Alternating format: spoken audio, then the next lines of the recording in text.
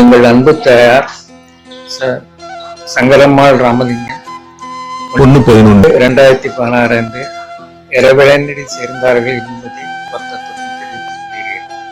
அன்னாரது மறைவு எங்கள் எல்லோருக்கும் மிகவும் பேரிழப்பாகும். பாரம்பரியமிக்க வசதியான குடும்பத்தில் பிறந்து நல்லபடியாக வளர்க்கப்பட்டு புகுந்த இடத்திலும் நல்லபடியாக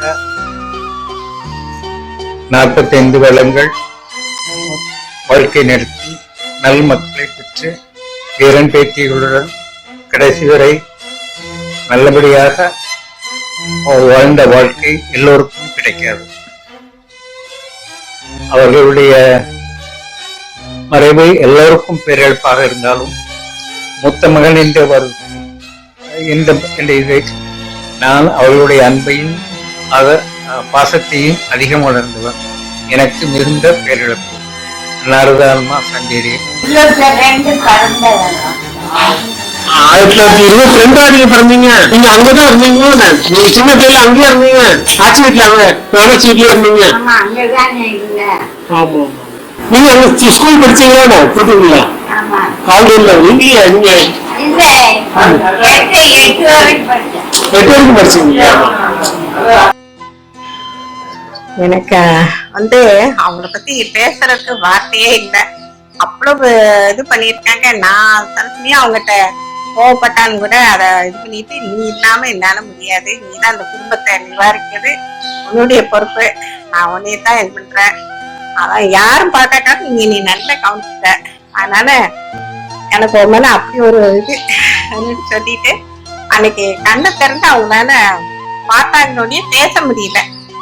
எல்லாமே நீ தான் பாத்துக்கணும், உன்னுடைய பொறுப்புல தான் நான் விட்டுருக்கேன். ஆனா அது சனிக்கிழமை தீபாவளி அன்னைக்கு நைட்டு என்கிட்ட பேசினாங்க. அப்புறம் ஒன்றும் ஞாயிற்றுக்கிழமைன்னா அவங்களால ஒன்றும் முடியல, பேச முடியல. திங்கக்கிழமையும் அப்படித்தான். திங்கக்கிழமை சாயங்காலம் இப்படி கண்ணை திறந்து பார்த்ததுதான். ஆனா அவங்கள மாதிரி ஒரு பொறுமைசாலி, எல்லாத்தையும் சரி கட்டிட்டு போனா அவங்ககிட்ட தான் யார்கிட்டனாலும் அட்ஜஸ்ட் பண்ணிட்டு நல்லா நடந்துக்கிடுவாங்க. அதனால மறக்க முடியாது அவங்க. என்னுடைய பெயர் பார்வதி. நான் எங்கள் அப்பா அம்மாவுக்கு 3வது குழந்தை. எனக்கு இப்பொழுது வயது 75.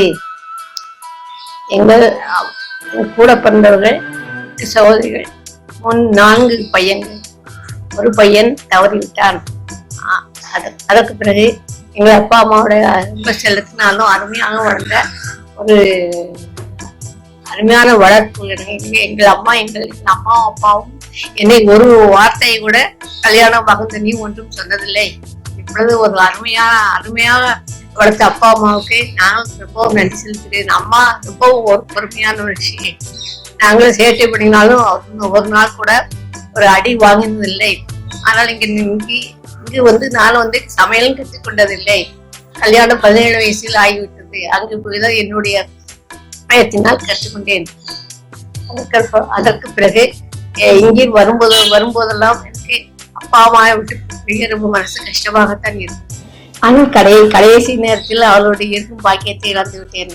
அது எனக்கு தன்னுடைய கடைசி தங்கைக்குத்தான் கிடைக்கிறது. அவள்தான் ஒரு 4 நாள் கூடவே இருந்தாலும் அம்மாவும் ரொம்ப படுக்கையில் படுத்ததில்லை. ஒரு 2 நாள் தான் உடம்பு சரியாக இருந்தாலும் அந்த பாக்கியம் யாருக்கும் கிடைக்காது. அப்புறம் எங்கள் அம்மா 3 பையன்களிடம் ஒரு பையன் தன்னுடைய மக்களை மருமகள் போல் நடத்தாமல் மகளை போல் நடத்தினார்கள்.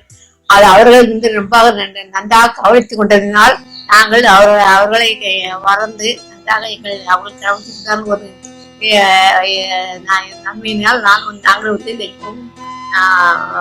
மன சந்தோஷத்தோடு எங்கள் கடைசி நேரத்தில் அவர்கள் கூட இருந்த பாக்கியம் கிடைக்க. எங்கள் அப்பா இருக்கும்போது நான் தான் கடைசி கூட இருந்தேன். நான் அம்மாவுக்கு அந்த சந்தர்ப்பம் கிடைக்கவில்லை. அவரோட ஆத்மா சாந்தி அடைய எனக்கு என்னுடைய மனமார்ந்த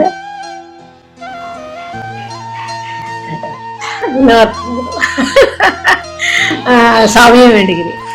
டாக்டர் சங்கரம்மாள், நாட்டு வைத்தியம், சாதாரண தலைவலி, டிசென்ட்ரி முதல் பேறுகால மருந்து வரை தயாரிப்பதில் ஆட்சி கைது என்பதும். ஆட்சி நிறைய மருத்துவ குறிப்புகளை தனது டைரியில் எழுதி வைத்துள்ளார்கள். ஸோ எல்லாத்தையும் தேடி ஒரு காப்பி கொடுக்கலாம் என்று நினைத்துக் கொண்டிருக்கிறேன். பார்க்கலாம். பிள்ளை அம்மா நான் என்ன தப்பு பண்ணாலும் ஒன்றும் சொல்ல மாட்டாங்க. சின்ன பிள்ளையிலேயே 15 வயசுலயே டம் அடிச்சு அப்பவே அவங்களுக்கு தெரியும். என்னடா திடீர்னு ஒரு சிகரெட் வாடை அடிக்க சிகரெட் ஒடிச்சேன் அப்படின்னு.